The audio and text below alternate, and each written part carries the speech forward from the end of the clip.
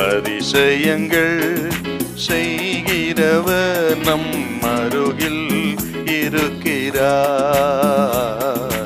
அற்புதங்கள் செய்கிறவர் என்றும் நமக்குள் வசிக்கிறார். லூக்கா சுவிசேஷம் 23ஆம் அதிகாரம் 41வது வசனம்.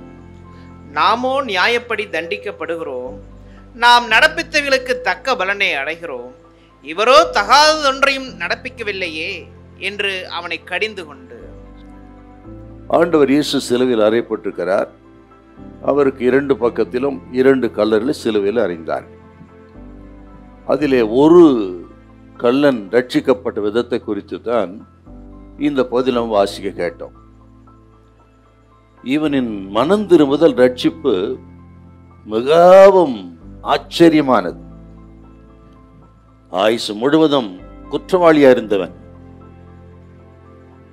ரோம அரசாங்கம் இவனை மரண தண்டனை குற்றவாளி என்று நியாயம் தீர்த்தது. சிலுவையில் தொங்கிக் கொண்டிருக்கிறார். அந்த மரண தண்டனை அனுபவிக்கிற அந்த நேரத்திலே அவன் மனம் திரும்பி ரட்சிக்கப்பட்டான் என்றால் நமக்கு ஒரு நம்பிக்கை இருக்கிறது.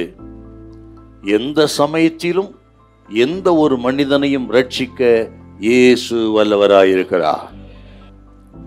தூக்கு மேடையில கூட ஒரு மனிதனை ரட்சிக்க ஆண்டவரால் கூடும் என்பதற்கு இவன் ஒரு நல்ல திருஷ்டாந்தம்.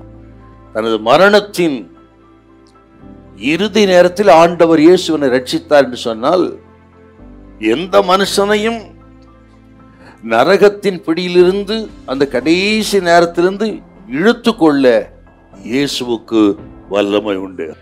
ஆகவே நமது குடும்பங்களிலே, ஒளி செயல் இடங்களிலே இவங்கெல்லாம் ரட்சிக்கப்பட மாட்டாங்க என்று ஒரு முடிவுக்கு நாம் வரக்கூடாது. இன்றைக்கு இருக்கிற அவர்கள் சூழ்நிலை கண்டு யாரோ யாரா இருக்கட்டுங்க, இவர்களெல்லாம் ரட்சிக்கப்படுவது அரிது அப்படின்னு நாம் நினைக்க கூடாது. இவர்கள் ரட்சிக்கப்படுவது கஷ்டம் அப்படின்னு ஒரு முடிவுக்கு வரக்கூடாது. ஆகவே தான் ஆண்டவர் இன்றும் அழைக்கிறார். எந்த நேரத்தில் எந்த மனுஷனை பிரகாசம் அடைய செய்யக்கூடிய வல்லமை எனக்கு உண்டு. ரட்சிப்புக்கு அவ்வளவு வல்லமை இருக்கிறது. வருத்தப்பட்டு பார சுமக்கிறவர்களே, நீங்கள் எல்லாரும் இடத்தில் வாருங்கள் என்று கடைசி நிமிஷத்திலும் கரம் நீட்டி அழைத்து ரட்சிக்கக்கூடிய வல்லவர் இயேசு என்கிற ஒரு செய்தியை, நற்செய்தியை நம்ம இங்க பார்க்கிறோம். ஆகவே அநேகருக்காக ஜெபித்துக் கொண்டிருக்கலாம். நீங்க பல வருஷங்களாக ரட்சிப்பின் அனுபவம் பெறாம கொண்டு இருக்கலாம். சொந்து போகாதீங்க, ஜெபத்தை நிறுத்தாதீங்க, ஜெபிங்கள்.